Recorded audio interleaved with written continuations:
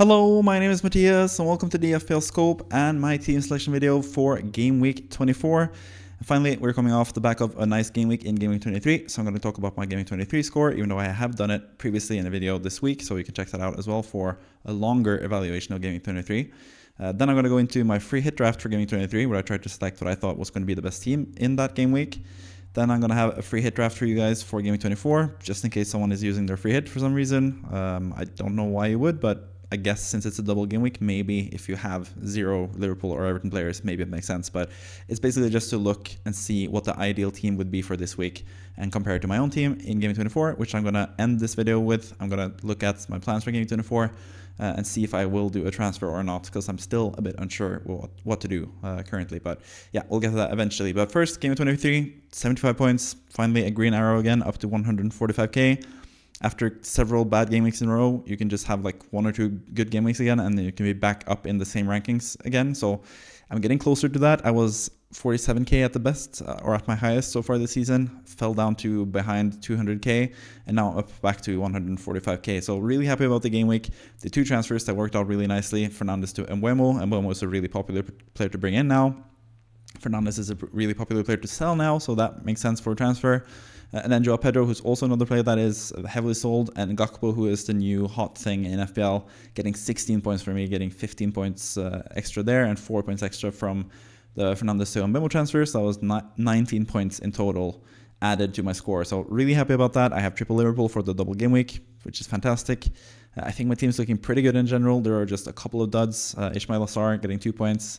Again, like he's not going to play for me ever again, basically.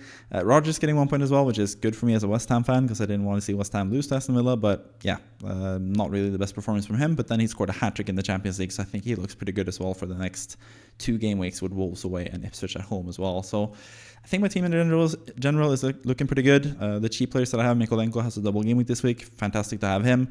Castagna is cheap.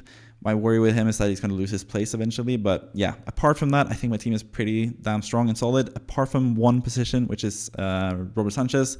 But we'll get more into that in the Game Week 24 plans, basically. But yeah, 145k around this time of year is pretty good. Now we're finally getting into the proper part of the season, where we have another chip as well. As you can see in the chips remaining part there now, we have added another chip, the assistant manager chip, or the Assman chip for short. And yeah, I'm not going to use it in Game 24. I'm most likely going to use it now in between Game 31 and Game 33. But I might also use it in the last 3 game weeks, 36 through 38, if it so happens to be more beneficial for my team, basically. So yeah, either way, that's Game 23. I got 75 points with that team. Let's see if my free hit draft got better or worse this week. So actually, my free hit draft from last week in Game 23 got less points than my own actual team. So that happens sometimes, even though when you have free transfers to do everything you want, you might sometimes get a worse team than what you actually had originally. So that's why the free hit is basically, especially in single game weeks without any blanks or doubles that you can take care of with a free hit. I don't really think it's a good option to use your free hit in a single game week, because more often than not, you can actually lose points from it as well, which is a bit surprising, but it does happen as well when you have free transfers. But yeah, Martinez in goal, conceded against West Ham, not the best. Trent had 11 points until very late, but then conceded, obviously. But I did have him in my own team as well, so that wouldn't have made a difference in terms of my free hit draft versus my own team. Gabriel, also another player that I had in my own team, he got 7 points. Happy that I chose him. Lewis Hall, who I had as my favorite defender differential, did concede for Newcastle. Didn't really expect him to concede against Southampton. Thought that was going to be a pretty safe game to have as Newcastle players from. So yeah, only 2 points from him. Mitoma against Everton. I thought he was going to do well like he did in the first game of the season against Everton, but Everton were a bit different team now under Moyes, and Mitoma couldn't really do much after a couple of game weeks where he had done really well before that. I think Brighton players in general, I'm just going to stay away, whether it's from free hit drafts, whether it's from wildcard drafts, whether it's from regular drafts, like my regular team. Brighton are just too inconsistent and impossible to gauge, basically. So I think I'm just going to stay away from Brighton players at this point. Gordon, 5 points against Southampton. Not the best, but as someone that didn't have him in my own team, I'm pretty happy about that. Son, who was my second favorite player this week, differential, playing against Leicester. I figured Spurs need to claw back in this game like they did against Southampton a couple game weeks, or like 10, 11 game weeks ago. They beat Southampton like 4 or 5-0, and Son was really good in that game. But against Leicester, they lost once again. They are just completely lost in general. Spurs, really tough club to succeed at, I think. Salah with 16 points here as well in the free hit draft. As my captain, obviously, got 1 goal. Hasn't been the best form lately, but we'll talk more about that in the team selection video, or part of this video as well. 16 points from him. 13 points from Isak against Southampton. Kind of expected because Southampton are pretty bad, and Isak is really good, so really nice from him. Gakpo with the huge 16 points was fantastic as well, not only for my own team, but also for the free drafts, as you can see here. Pretty big fan of Gakpo. Said that before the game week as well, that I think he is the best, like third best Liverpool option by far, and now he might even be second best. Maybe he's more important than Trent as well. I don't know. You tell me, but yeah. Mateta with 2 points, kind of disappointing from him against Brentford, but that happens sometimes. But again, he's not someone that I had in my own team, so kind of happy about it, like on the low key. On the bench, Fabianski, he's even benched for West Ham now, so yeah, I don't know what happened there, but yeah, 0 points from him on the bench. Oneri had to be subbed off at the half because Arsenal went 1 man down against Wolves. But he did look decent in the game time that he had. And for the bench, I usually just like to highlight players that haven't really been highlighted that much. So yeah, Castagna 2 points, conceded in his game. And Bednarek scored an interesting goal again now against Newcastle. So he scored in 2 pretty tough game weeks and has gotten quite a few points lately actually. But he was just the cheapest alternative player to have on the bench for this team. But yeah, overall 72 points, and the free hit point total for the season is 1,516 points. So I've actually made a free hit draft. If you don't know, I have made a free hit draft for every single game week so far this season, and I've accumulated the points to basically compare and contrast to my own team and see how it does comparatively. So currently my own personal rank is 145k currently, and the free hit overall rank, if you combine all the scores from the season to get 1,516 points, that's worth a rank of around 45k. So about 100k difference there between the two teams. That's not too big of a difference, I think. But let's see if I can catch up to the free draft if I even want to, because I am making the free drafts as well. But yeah, I hope both my own team and the free drafts are doing well for the course of the season. That's my goal, obviously. So let's see what I do for Game Week 24 and the free drafts that I have there. So Game Week 24, obviously very much dependent on double Game Week players. I have triple Everton, triple Liverpool. They do play each other, so there's like a maximum amount of points that they can get in total. But I think they're all like the best possible options currently this week. So yeah, starting goal, Jordan Pickford, Leicester at home, Liverpool at home. I think that's pretty good for a goalkeeper, especially because you could expect a clean sheet against Leicester, and you could expect quite a lot of saves, or chances to save at least, against Liverpool. So I think Pickford is actually a really good pick this week, obviously. But he is a bit expensive, which is the hindrance for me personally with my own team. Then we have Mykolenko with the same fixtures. Not quite as lucrative because he doesn't get save points, Mykolenko, but he can also get attacking points potentially. But yeah, I think he's also a really nice cheap option to have in defense. And even this week, I would start him regardless of who you have in your squad, basically, because he has the double game week, which is always more helpful because you do get at least the 2 extra points from the second game. You have 2 chances of getting bonus points. You have 2 chances of getting clean sheet points. Like, there's just double chances for everything, basically, even though the fixtures aren't the best. Or the fixture, the final fixtures isn't the best. The first fixture is really, really good. Hull against Fulham. Tried to back Newcastle again. Maybe it's a bit of a jinx because that has not worked lately. But Hull against Fulham at home. I didn't think Fulham were that good against Man United in terms of creating chances. Like, they haven't been the best offensive side. Could see this being a really low scoring game, probably like a 1-0 Isak type of affair. So yeah, I think Hull has a decent chance of getting some clean sheet points there, and potentially some assist returns as well, and bonus on top of that, potentially. Trent Alexander-Arnold, pretty easy choice as the third Liverpool guy. Bournemouth away, Everton away, not the best fixtures, but Trent is really, really good. He's going to play 60 plus minutes in both games, and he has a chance of getting both attacking returns and clean sheet points in that game. Salah, the easy captaincy choice, and obviously since this is a free hit draft, you can't triple captain, so that's why he is just a regular captain. So would actually hope that the captain does badly this week, because that's basically going to be the case. Everyone's going to captain Salah, and a lot of people are going to triple captain him. So if you're not triple captaining him, you probably want him to not succeed. So for the free draft, you would wish him to not succeed, but for any one of us, me included potentially, that is looking to use the triple captaincy chip on Salah, you obviously hope that he scores really well and you get the extra points from that. Palmer against West Ham at home, I think this is a pretty easy fixture as well. West Ham are still pretty bad defensively. I am expecting Chelsea to take control over that game and win that game, but Chelsea are kind of in a bad moment currently, and West Ham are trying to fight back and have a better season. But I still think maybe Bowen is back for this game, so I still think it will be tough for West Ham, but if Bowen is back, for example, and Somerville as well is back, that's going to make it easier for West Ham to be part of the game and actually attack and threaten Chelsea a little bit. But I think Palmer has like a really good chance of doing well against West Ham. Most big players like Salah, Haaland, those guys, they usually haul against West Ham, including Palmer. Last time around, I think he got 2 assists in the opposite fixture. So I think he's a really good player to have in this game week as well. And Mbeumo against Spurs at home. I think that's just a really nice fixture now. Spurs are really, really bad. Brentford have been really good at home all season, so I would not be surprised, considering how offensively minded Spurs are, to see Brentford basically just counterattack them to death and score like 3 or 4 goals and just completely dominate this game. I would not be surprised to see that. So I think Mbeumo is a pretty nice, safe option there. And I can just talk about Wissa as well, doubling up with Brentford against the Spurs at home. I think that's a pretty viable option. I think both are really good options as well going forward. If you have free transfers in your team and you don't really feel the need to bring in an Everton player, and you already have triple Liverpool, for example, then I think Wissa and or Mbeumo is perfectly fine to go with, because they have really good fixtures, starting with this one against Spurs at home. I think they're really good options in GW24. I've also gone with Rodgers from Aston Villa after scoring the hat-trick against Celtic in the Champions League. We know that Rodgers can be explosive, and he plays against Wolves, which is a pretty bad team defensively at least. So I'm just going to go with Rodgers in lack of other like super standout midfielders this week. As you can see, my benched midfielder is Gibbs White, who I think is also a decent choice against Brighton at home. I think that's a good fixture. But I think Rodgers has the possibility or opportunity to get some unexpected points, and a lot of people will be benching him this week, so I think that's pretty interesting as well to see, because yeah, I think it's a really good option. Up front, Jan Wissa against Spurs at home. Like I just mentioned, I don't have to talk about him. I talked about him in regards to him and Mbeumo. What's interesting about Wissa, though, is that he has a lot better underlying numbers than Mbeumo. So he doesn't have penalties and stuff. That's the drawback. Mbeumo has penalties and set pieces, but Wissa is getting so many more chances, and he's going to get a haul at some point. And I think this would not be surprising to see him get a lot of points against Spurs at home. Gakpo, who is my second favorite player this week, vice captain for him.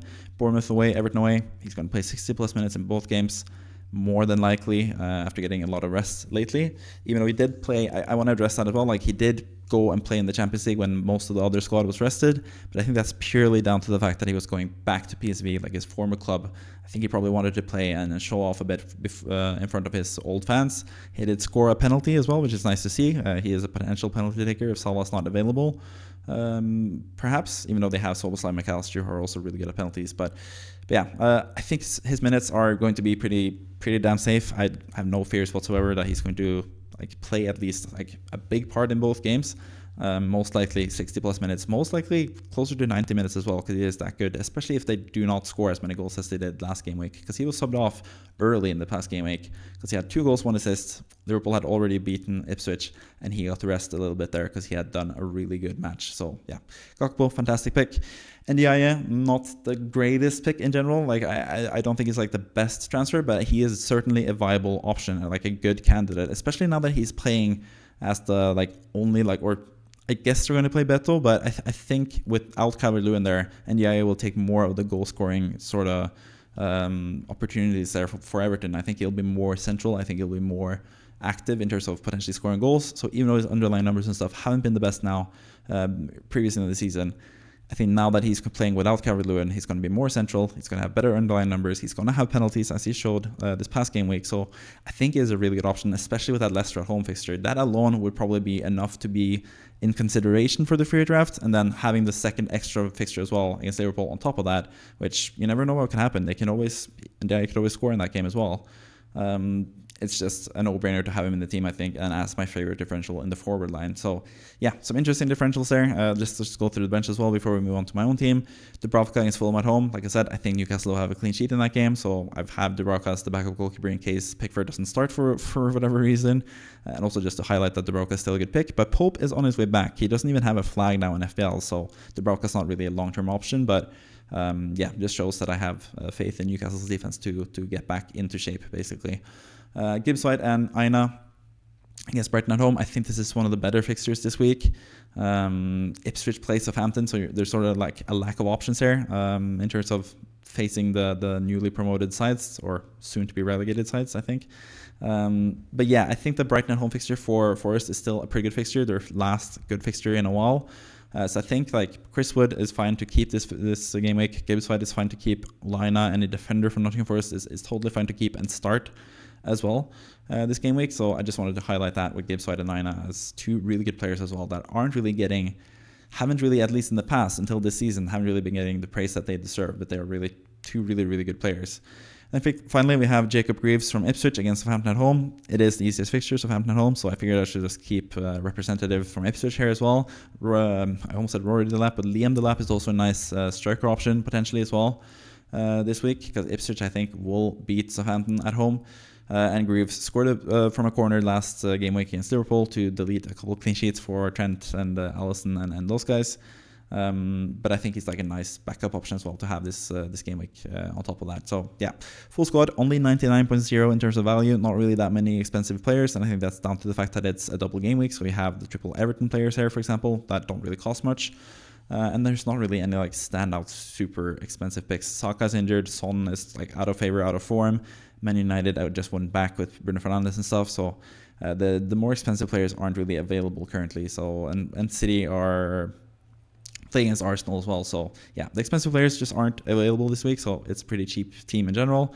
And 7 out of the 15 players I currently own, and all of them are in the starting lineup as well. So 7 out of 11 starters actually having my own team. So I'm pretty happy about my own team. So let's go into that. Let's look at my own team for this game week. My current plans in GW24, as you can see, the team is pretty damn similar. I have Trent, I have Mikolenko, I have Salah, Palmer, Mbeumo, and Rodgers, full midfield from the free hit draft. I also have Isak and Gakpo up front. So yeah, really nice selection of players there in total. The players that I had different though, I can go through them as well. Sanchez in goal against West Ham. I'll talk more about him later in terms of the transfers, because he is the most likely transfer for me if I am making a transfer this week. West Ham at home, even if he does play, I'm not quite sure if that's even the case anymore.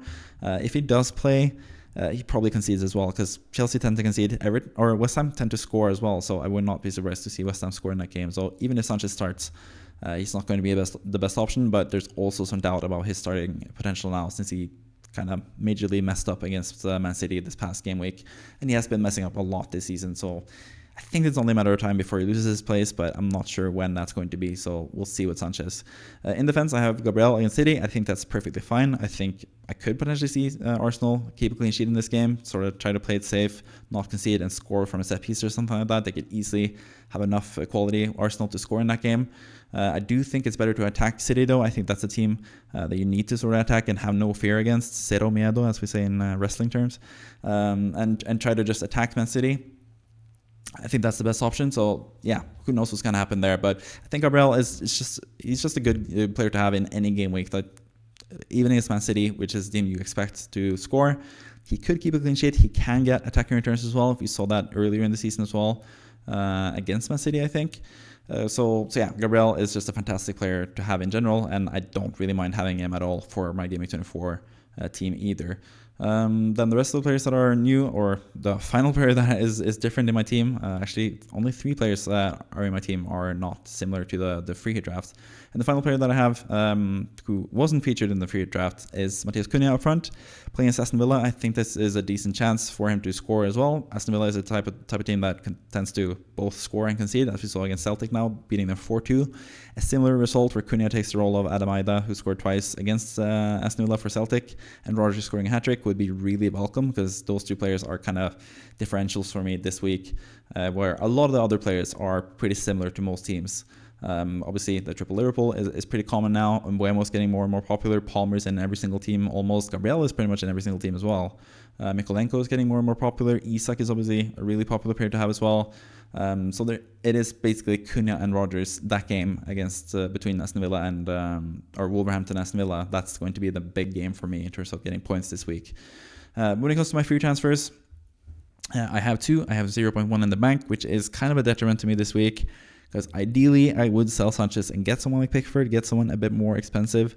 But I don't have that money in the bank now, so that means I only have 2 real options in goal if I want to do a goalkeeper change, especially if there's like any comments from the manager, Enzo Maresca, Chelsea. If there's any comments about potential doubt about Sanchez not starting, or even if just like he doesn't want to answer a question on whether Sanchez is still number 1 or not, then maybe I want to sell him this game week. So Henderson would make sense in terms of Palace having easy fixtures and stuff, and they have like a decent future as well. And I am looking to free hit in Game 29, so I don't really need that goalkeeper in my team that starts in Game 29, I think. But at the same time, don't really want to leave off the option of not free hitting in 29. Who knows what's going to happen with the blank game week in Game 34 as well. So I want to hold off a little bit before I make the decision to free hit in 29. So buying another goalkeeper that doesn't play in that game week because Fabianski is not dropped from West Ham just doesn't really make too much sense, I think. Then the other option would be to go from Sanchez or Arrizabalaga, but again, why would I do that now? I think Arrizabalaga is going to concede most likely. Maybe he keeps a clean sheet against Liverpool. That would be surprising. I'm not hoping that happens in terms of FPL because I want my players like Salah and Gakpo to do well. But maybe that is what I should do because Bournemouth after this game week in Game 25 onwards, they have really good fixtures. But I think my preferred option is just to stick with Sanchez and just stick with him until he's dropped, basically. He has some nice games coming up in the next 4 or 5 game weeks. So I think ideally if he keeps his place, I would just keep him. He's not going to get many points regardless if he starts or not because he hasn't really got me points at all this season. I wish I still had that I had chosen Marcel in Game Week 6 like I was originally planning to do on the wildcard there. That would have saved me so much trouble. Even now in Game 24, Sanchez is still causing me issues. And yeah, I'm not happy with him, but I don't really think there's any other good alternatives with the lack of funds that I have as well. I think ideally, like my goalkeeper, if I do end up free hitting in 29, it is to have Nick Pope eventually, because Newcastle will get pretty good fixtures eventually, but for now they also have pretty bad fixtures. So potentially Kepa next week. It could be my choice to replace Sanchez, basically replacing a Chelsea keeper with another Chelsea keeper. I don't know what Chelsea are doing when it comes to the goalkeeper situation that they have. But yeah, so yeah, we'll see what happens with that. But yeah, on the bench as well, I have both Munoz and Sarr against Man United, and I don't feel too good about benching Munoz, to be honest, because Man United have looked pretty weak offensively. I think Munoz could get some points, but I think just in the starting lineup, it's just too strong to bench anyone else. I really wish that was Henderson, for example, who I did think about bringing in. If I had Henderson to sub in for Sanchez, or if I could sub in Munoz for Sanchez or whatever, that would be so much better. Because I think that's still a pretty good game for Crystal Palace. Even Ismail Sarr, I think, even though he's been so disappointing for me, I wouldn't really be too surprised either to see him have like a huge haul. Because I think he's like that type of explosive player that can get like 16 points, or he can get 2 points most likely. So yeah, I don't feel too good about benching both of those guys, but I don't really have a choice, and I don't really have the choice to bench boost either, because yeah, Castani against Newcastle away is not a good fixture, and Fabianski doesn't play. So yeah, kind of stuck with like a pretty strong bench, but not that strong bench, which is not the best place to be in. But at the same time, in case there are any injuries, in case Gabriel somehow doesn't play, if Rodgers is out getting rested or whatever for the first time this season in the league, if Cunha doesn't play for every reason, or Mbuemo was out, like if anything happens, then I do have a decent option in backup in Munoz. So yeah, kind of happy about that, I guess, in total. So that is basically my plans for this week. Goalkeeper transfer is potentially what's going to happen, but most likely I will just stand pat and wait and see what happens, and hope that, well, I won't hope that Sanchez gets any points because he plays against West Ham anyway. So yeah, whatever happens, I just hope that like I don't get too burnt for not going with the 2 transfers that I have potentially outlined for me this game week. But yeah, all in all, really happy with my team this week, which is not often or not always going to end up in a really high score, but pretty happy. I don't really feel in too much need to get Everton players either. I think like if they didn't have that Liverpool fixture, we would not be looking at them at all, even though they do have Leicester at home. But yeah, so I'm happy that I have Mykolenko, but I don't really feel like a super huge need to get either a goalkeeper, which I would, like, if I would have to get, or if I wanted to get Pickford, I would have to sell someone else and make it a sacrifice somewhere else, which I don't really want to do either. I could do like potentially Ismail Sarr to Dango Ouattara for next week and just keep him on the bench, and then do Sanchez to Pickford. Like I could do those 2 transfers. That would probably be decent long term as well. I've thought about that a little bit, but I don't know. I prefer to wait. I prefer to get some more intel on Bournemouth as well. I'll be really interested to see how they look against Liverpool before I make a decision there in terms of which midfielder to get in for Sarr as well. So yeah, I want to keep that in mind for future game weeks. Finally, I'm going to interrupt my former self because I realized while I was editing this video that I hadn't really addressed the triple captaincy issue with Salah. So I want to talk about that before I leave off the video to my former self. So yeah, basically, I am pretty certain that I'm going to use my triple captaincy chip on Salah this game week. I know he has a chance of being a double game week candidate in game week 33 as well for Liverpool. That is the most likely scenario currently, with probably slightly better fixtures in that game week, honestly. But I don't know. I feel like I know what I can get now from Salah. He has two not so good, but not really too bad fixtures either. Salah, either way, can score against any team. Like I wouldn't really be surprised to see him score in both these games. So I think he is a fantastic option. And considering they also had a week off now, the Champions League game was not worth playing for Liverpool. He was rested, just stayed back in Liverpool actually, and got super rested there.